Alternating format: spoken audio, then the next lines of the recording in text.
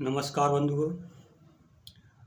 आज निखिलेश स्वर्ण ज्ञान ज्योति चैनल के माध्यम से आपसे कुछ लोगों के जो प्रश्न हैं या जिज्ञासा हैं जो मेरे पास आई हैं साधना से संबंध उसके विषय में चर्चा करूंगा। पहली बात तो यह है कि आप जो भी मंत्र जप करते हैं, चाहे नवार्ण का हो अथवा कोई भी मंत्र हो, और जो वैदिक विधि या तांत्रिक विधि के उसकी बात कर रहा हूँ, तो उसमें आप न्यास का प्रयोग, करन्यास का प्रयोग, विनियोग, हृदयन्यास, कम से कम इतना तो आपको पहले करना ही चाहिए अगर आप उसका सही तरीके से लाभ लेना चाहते हैं। यहाँ पर मैं जो बात कर रहा हूँ ये न्यास या विनियोग ये सावर मंत्रों में नहीं होती है। सावर मंत्र तो सीधे साधे होते हैं, जैसे करना आप वैसे कर सकती हैं। ये सिर्फ तांत्रिक विधि होती है। तंत्र के जो मंत्र होते हैं या वैदिक मंत्र, उनमें ये सब बात आती हैं। और जहाँ भी आप मंत्र पढ़ेंगे तो उसमें ये सब चीज़ें लिखी होती हैं कि इस मंत्र का ऋषि कौन है, देवता कौन है, छंद क्या है, शक्ति क्या है। ये सारी चीज़ें जब हम विनियोग करते हैं तो उसमें ये बोली जाती हैं। कुछ लोगों का मत है कि ये तो एक फॉर्मेलिटी पूरी करने के लिए लोगों ने लिख दिया है, जबकि ऐसी बात नहीं है। पूरे मंत्र का जो सार होता है वो इसी में छुपा होता है। जैसे शुरू की बात करते हैं कि इस मंत्र का, जो ही आपका मंत्र हो, इस मंत्र का यह ऋषि है।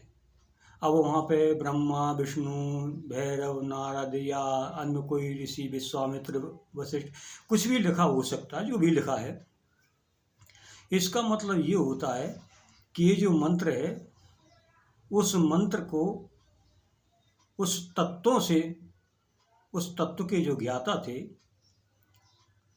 उन्होंने इस चीज़ को परखा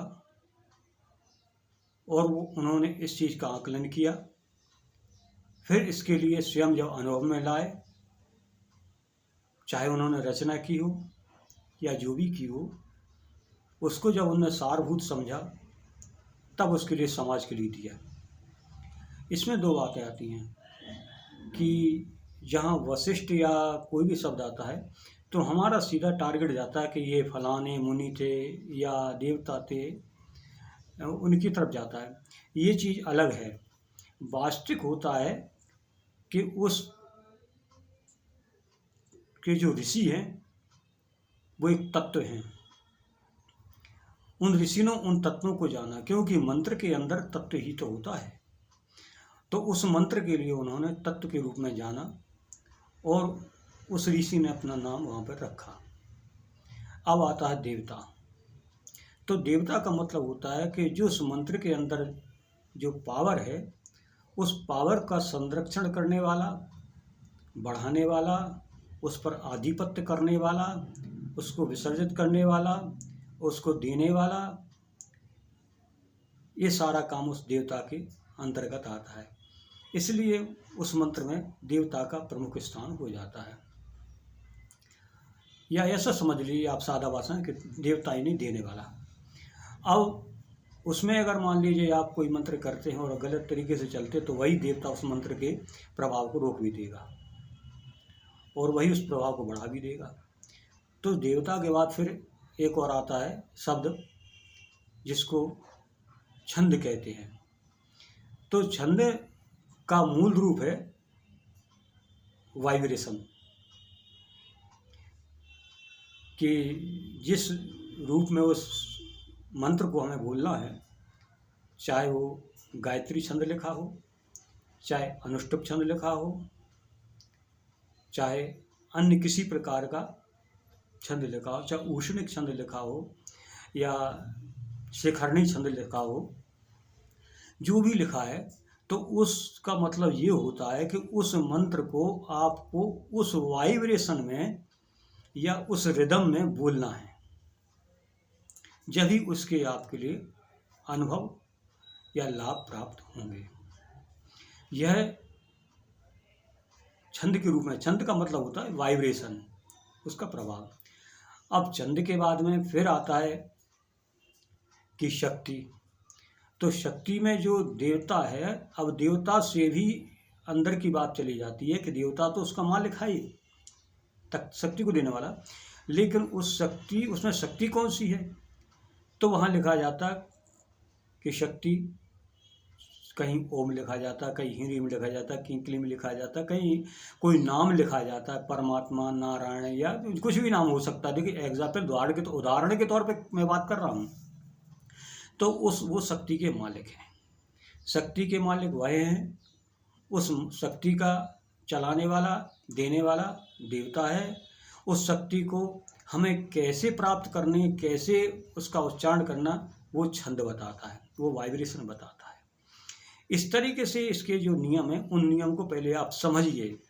ये नहीं है कि सीधे लिया किया और फटाफट चालू हो, पहले उसको गहराई से समझिए। समझने के बाद फिर आप उस मंत्र का जप करें, जो भी विधि हो उस विधि से करें। अब इसमें ये आता है विनियोग में।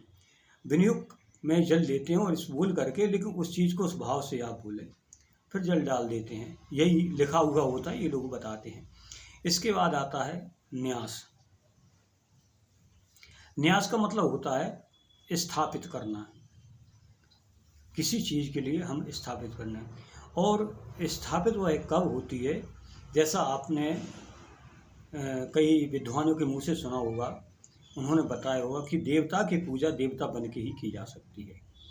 तो देवता तो मनुष्य एकदम से नहीं बन सकता है, लेकिन जिस समय हम साधना में बैठे हैं, उस समय के लिए हम कुछ क्षण के लिए, कुछ समय के लिए, वो समय आपके अनुसार हो सकता है, तो उसमें हम अपने शरीर को शक्तिमान कैसे करें, शुद्ध कैसे करें, या मंत्रमय कैसे करें, या देवमय कैसे करें। वो शरीर क्या होता है, जो अंदर का सूक्ष्म शरीर है, प्राण शरीर, उसकी बात कर रहा हूँ। ये शरीर तो जैसा है आपका वैसा ही रहेगा। तो उसमें आता है, देखो तरीके तो इसके अनेक प्रकार के हैं, लोग बताते हैं अनेक प्रकार को, लेकिन जो सिंपल है, जैसे मान लीजिए करन्यास करते हैं। न्यास माने स्थापित करना, कर माने हाथ। तो कुछ लोग करन्यास में क्या करते बताते हैं, और वो सही है, गलत तो वो भी नहीं है, कि जैसे ये आपके हाथ हैं, ये हाथ है, तो जैसे वो कहते कैसे अंगुष्ठाभ्याम नमः, ये मतलब इसको, तो कोई यहाँ कहता है कि यहाँ जोड़िए, कोई कहता नहीं यहाँ जोड़िए आप, तो दोनों ही सही है, गलत कुछ नहीं है। फिर होता है कि तर्जनीभ्याम, यानी ये तर्जनी, ये आपकी पहली उंगली है ना, अंगूठा, तर्जनी, फिर है तर्जनी में यहाँ जोड़ेंगे। इसके बाद मध्यमा आ जाएगी, आपके बीच की उंगली आ जाएगी, ये मध्यमा में आपकी आ गई उंगली, ये मध्यमा, फिर अनामिका, फिर कनिष्ठा। इस तरीके से मंत्र करन्यास में बताया जाता है। और उसके बाद करतल पृष्ठभूमि में जो आता, तो आपको यूँ हाथ कर लेते हैं, तो नहीं करतल ये हमारा हाथ हो गया, पृष्ठभूमि यानी ये पीठ का भाग हो गया, तो इसको इस तरीके से कर लेते हैं। अब कोई ऐसे करता है, इस तरीके से करता है, कोई ऐसे करता है, इससे दोनों ही सही है, जो आपको उचित लगे। अब इसी में एक बात और लेके चलते हैं कि ये तो जो विधि है ये भी सही है, गलत तो ये भी नहीं है। इसके साथ में एक विधि और आपसे मैं बताता हूँ, इसी में है, वो सभी लोग जानते हैं कि तत्वों का तत्व से ही मिलन होता है। आपका एक हाथ है और एक ये हाथ है, एक राइट एक लेफ्ट, तो एक में है धनात्मक शक्ति, इसमें ऋणात्मक शक्ति, यानी एक पॉजिटिव और एक नेगेटिव शक्ति।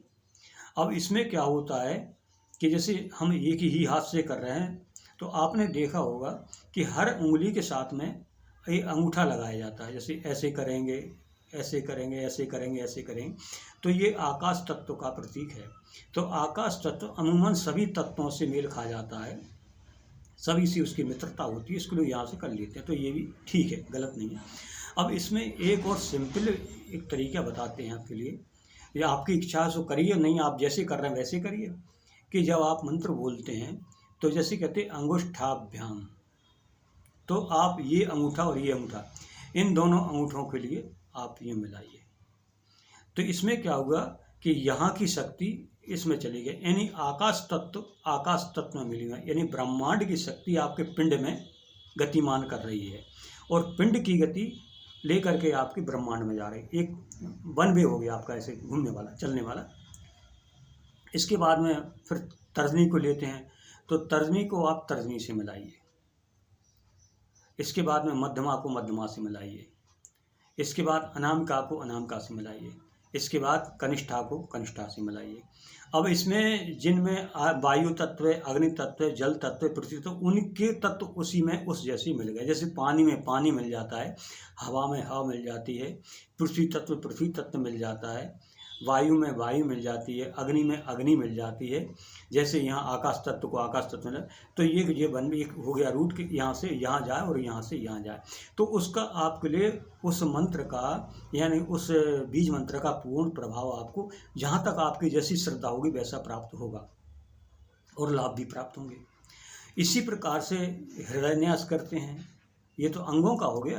अब हृदय का कहो कि बगैर हृदय के व्यक्ति तो रह ही नहीं सकता। नहीं, जैसे किसी भी चीज़ का हृदय होता है, चाहे मंत्र का हो, चाहे स्तोत्र का हो, चाहे पाठ का हो, हर चीज़ का हृदय ऐसी मनुष्य का है।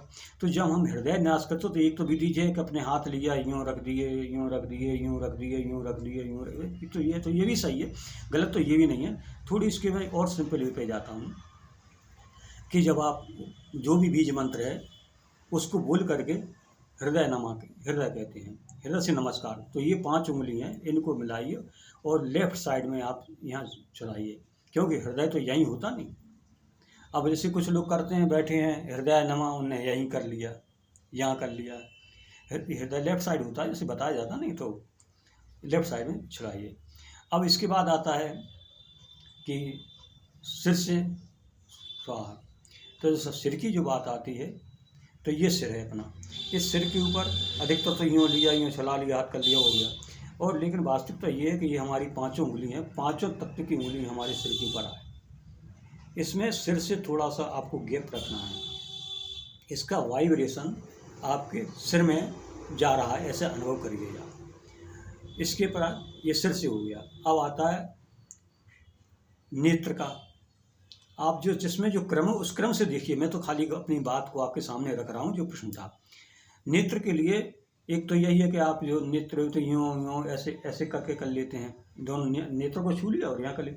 और एक विधि ये है कि आप इनको ऐसे मिलाइए, 3 उंगलियों को, एक यहाँ ये आ जाएगी आपके तीसरे नेत्र पे और ये आ जाएगी आपके दोनों नेत्र पे, ये 2 उंगली।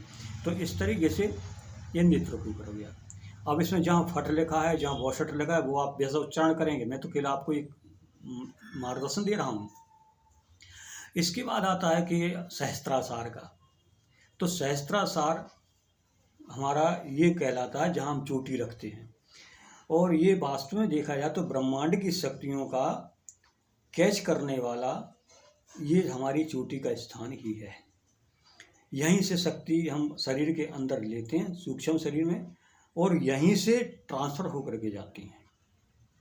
कुछ शक्तियाँ हमारे दोनों हाथों की उंगलियों से और दोनों पैरों की उंगलियों से, वो नेत्रों के माध्यम से, यहाँ थड़ाई के माध्यम से, यहाँ से भी विसर्जित होती हैं। तो यहाँ क्या करते हैं, जब हम इस पे सिर पे हाथ लगाएं कि सिखाए वशट, तो यहाँ क्या होता है कि आप, एक तो ये है कि हमने यूँ हाथ रख दिया, ये भी ठीक है, गलत तो यही नहीं है, लेकिन फिर भी ये करें कि ये 5 उंगलियाँ हैं, इन उंगलियों को आप यूँ कर लिया, तो 4 तत्व आपकी मुट्ठी में, और आकाश तत्व के माध्यम से आपने यहाँ छुआ, तो आकाश तत्व के माध्यम से वो शक्ति आपके शिखा के माध्यम से आपके शरीर में प्रवेश हुई। फिर होता है कीलक, कवच होता है।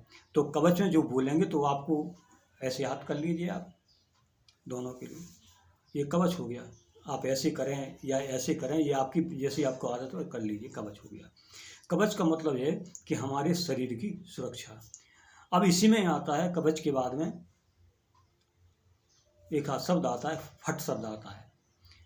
तो फट शब्द भी ये दोषों को दूर करने के लिए आता है, जिसमें ये 2 उंगली ऊपर रखी जाती हैं, इन 3 को ऐसा किया जाता है, ये हाथ किया जाता है, और जब वो मंत्र है, जो भी आपका बीज मंत्र है, उसको बोल करके और 3 बार ऐसे सर से यूँ घुमा करके और इसके ऊपर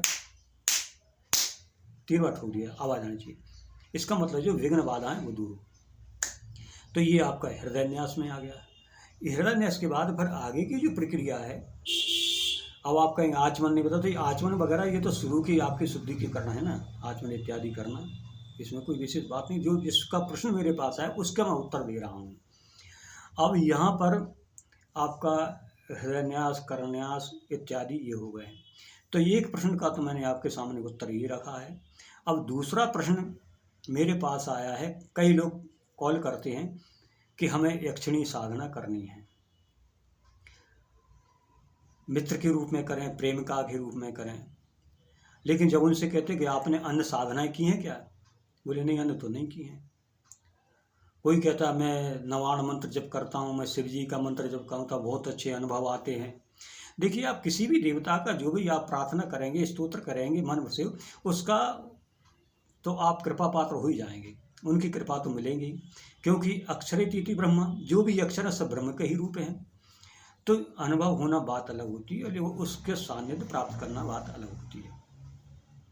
तो यक्षिणी का जो पहले मैंने वीडियो भी डाले हैं कि मूलतः एक बात का ध्यान रखें, जो भी इस तरफ ज़्यादा रुझान लेते हैं, वीडियो तो तरह तरह के पड़े हुए हैं, और उनमें होता है कि आप यक्षिणी सिद्ध कर लीजिए आपको धन प्राप्त होगा, यक्षिणी सिद्ध कर लीजिए आपके लिए सारे सुख दे देगी, वो आपकी सारी मनोकामनाएं पूरी करेगी, आपके साथ मित्र की तरह रहेगी, यानी आपके जो भी ये भोग विलास है वो भी आपके साथ सब कुछ करेगी। ये सब फ्रॉड बातें हैं। एक बात समझिए, यक्षिणी देववर की योनि है, हम मनुष्य वर्ग के हैं, और हमारा उनका शारीरिक किसी तरीके से भी भोग नहीं हो सकता है। हाँ, ये बात जरूर है कि आप उसकी साधना करते हैं, और तो आपकी मित्र हो सकती हैं, लेकिन किस रूप में होंगी, आप उनके तरीके से चलेंगे, क्योंकि मित्रता जब निभती है जब अगले मित्र के मनोभाव से आप रहते हैं। तो आपके जो भी कार्य होंगे उनमें सूक्ष्म रूप से वो सहयोगी रहेगी। मान लीजिए आपने यक्षिणी की साधना की, उदाहरण के तौर पे, और आप कोई व्यापार करते हैं या नौकरी करते हैं, अथवा कोई और आपका बिजनेस है, जो भी आपका है, और वो आपके अनुकूल है, तो आपको वो दिखाई नहीं देगी। दिखाई तो वो जब देती है जब साधक उस कोटि पे, उस उच्च कोटि के पराकाष्ठा पार कर ले, तब दिखाई देती है उसको, नहीं वैसे आपसे अदृश्य ही रहेगी। और अदृश्य होकर के जो आपकी इच्छा है कि आज मुझे ये डील करनी है किसी बिजनेस की, या नौकरी पे कोई अफसर है या कोई अधिकारी है या कोई भी बात है, या कोई विपक्ष है आपके ऊपर हावी हो रहा है, या अन्य कोई जो भी आपका मंतव्य है वो आप चाहते हैं, तो वो सूक्ष्म रूप से उसके में समाहित हो जाएगी। आपकी तो उसमें है ही वो, और उसमें समाहित हो करके और उससे वो कार्य करा देगी आपके हित के लिए। ये उसका काम होता है। आपने ये समझा कि मेरे लिए जैसे अन्न से हम संभोग करते हैं, अन्न से हम विचार विमर्श करते हैं, ऐसे ही होगा, ऐसा कदापि नहीं। अगर आपका मन इस तरफ जाता है तो हमारा तो एक ही आपके मार्गदर्शन है कि एक यक्षिणी की साधना हो चाहे अप्सरा की साधना हो, भोग की दृष्टि से कदापि न करें। अगर आप ऐसा करते हैं तो आप बहुत नुकसान उठाएंगे, विक्षिप्त भी हो सकते हैं, क्योंकि संभाल तो सकते नहीं आप, और वो तो चली जाएगी, अपना काम करके चली जाएगी, क्योंकि जो आपने तप किया, जो भी जप किया, उसका फल देकर चली जाएगी। और अगर रुष्ट हो गई तो आपको लिए कहाँ से कहाँ पहुँचाएगी, अर्श लेके फर्श पर रखेगी। तमाम प्रकार की बातें हैं। तो उससे आप सहयोग तो ले सकते, लेकिन सहयोग उस विधि से लोग कहते हैं कि सामने दिखेगी और आप भोग विलास करिए और ये करिए, सब गलत बातें हैं। अब वो कथा सुनाते हैं कि वो फलाने राजा थे, उनकी उस जमाने की बातें छोड़िए, आज जो ज़माना चल रहा है उसके तरीके से चलिए आप। तो यक्षिणी को ही अप्सरा की साधना आप अगर इस तरीके से करना चाहते हैं, तब तो आपके स्वयं का बल कितना है साधना का खुद आकलन कीजिए, दूसरे के कहने पे मत जाइए आप। क्योंकि यक्षिणियाँ वो बनती हैं जो देव योनि में किसी तरीके से गलत होने से स्थापित हो जाती हैं तो उनके लिए पनिशमेंट के रूप में पृथ्वी लोक में भेज दिया जाता है, और पृथ्वी लोक से कुछ दूरी पर उनका वास है। ऐसे सोच लीजिए आप किसी अच्छे पोस्ट पे हैं, आपने कोई गलत कार्य किया, आपके अधिकारी ने आपको दंड देने के लिए कोई छोटी पोस्ट पर डाल दिया और वहाँ ये कंडीशन लगा दी कि आप अच्छा काम करेंगे, जब आपका काम अच्छा देख ले तब हम पुनः इसी पोस्ट पे आपको फिर ले लेंगे। तो इसलिए वो चाहती हैं कोई मुझे ऐसा साधक मिले जो सही काम करे, ताकि उनका भी उद्धार हो। उनका भी अंदर एक स्वार्थ रहता है, उनका भी उद्धार हो। अब रही धन से संबंधित बात, तो धन ये सब उनकी नज़रों में रहता है, क्योंकि यक्षिणियाँ यक्ष जाति से हैं और यक्ष जो होते हैं वो पृथ्वी में जो भी धन होता है सब उसके वो मालिक होते हैं, उसको देख रेख में रहता है उनकी में, मर्जी उनकी, जिसको जो जहाँ से युद्ध करना है वो करते धरते रहते हैं। लेकिन अगर कोई व्यक्ति ये चाहे कि मैं यक्षिणी सिद्ध करके मनमाना काम करा लूँ तो ये आपकी भूल है। इसलिए आप यक्षिणी साधना, अप्सरा साधना करते हैं तो पहले सोच लीजिए कि आप मन से कितने पवित्र हैं। आप उनको मित्र की भांति डील कर सकते हैं या नहीं कर सकते हैं, या आपकी कहीं वासना है। अगर वासना है तो मैं तो यही कहूँ मित्रों, इस तरफ कदम न उठाएं। अब इन्हीं साधनाओं के विषय पहली बात आती है कि साधना जब आपको सार्थक होती, जब आपका गुरु सक्षम हो, जिसने ये साधनाएं की हों, उसे ज्ञान हो, या आपका जो मार्गदर्शक हो उसे ज्ञान हो, तभी ऐसी साधना में कदम रखें। सिर्फ किताब से पढ़ करके या सिर्फ यूट्यूब देख करके मन में होगा, क्योंकि लंबी लंबी बातें लोग फेंकते रहते हैं, 3 दिन में हो जाएगी, 5 दिन में हो जाएगी, 1 महीने में हो जाएगी और ट्रांसफ़र कर दूंगा, ये सब बकवास की बातें हैं। ये कोई बनिया का खेल नहीं है शक्तियों का, ये सिर्फ पैसा लूटने के काम है। अब आपकी बात अलग है कि आप क्या करना चाहते हैं। स्वयं मेहनत करेंगे उसका फल आपके लिए मिलेगा ना। इसलिए जो भी साधना करें सात्विक मन से सही करें और उससे लाभ प्राप्त करें, अच्छे काम करें। इसमें ये भी नहीं है, साधना ये नहीं कहती कि तुम भूखो मरो, वो कहती आप भी खाओ पियो मस्ती से अपने घर गृहस्थी चलाओ रहो, लेकिन मर्यादा के अंदर रहो। इसलिए मित्रों, आज 2 प्रश्न मेरे पास थे जिनका कई बार फ़ोन आ चुके थे लोगों के, और उनको उत्तर देना था मेरे लिए। उनके माध्यम से जो भी देख रहे हैं उचित लगाओ तो आप भी इसको स्वीकार करिए। आपके कमेंट आते हैं, बहुत अच्छी बात है, प्रसन्नता की बात है। कुछ लोग कमेंट में ये भी करते हैं कि क्या पता ये बात सही है या नहीं है अनुभव। तो देखिए सही और नहीं है या नहीं का तो हम आप स्वयं करेंगे, क्योंकि साधना जो होती है गूंगे का गुण होता है, जो करेगा वही उसको समझ पाएगा, सिर्फ कहने से नहीं। बाकी कोई वीडियो डालते हैं या कोई बात करते हैं तो एक अनुभव का बात इसलिए होती है कि ताकि उससे आप कुछ मार्गदर्शन प्राप्त कर सकें। इसका मतलब ये नहीं हो जाता कि जैसे अनुभव अगले को आए आपको भी आ जाए, हो सकता आपको अच्छे आए, हो सकता ना आए। तो ये खैर ठीक है, उनका जो भी लिखने का है अच्छा है, सभी को स्वतंत्रता है।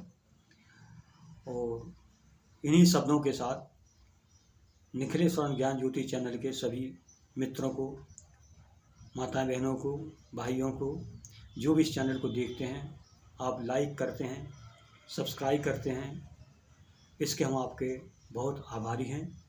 साथियों, इन्हीं शब्दों के साथ सभी को मेरा नमस्कार।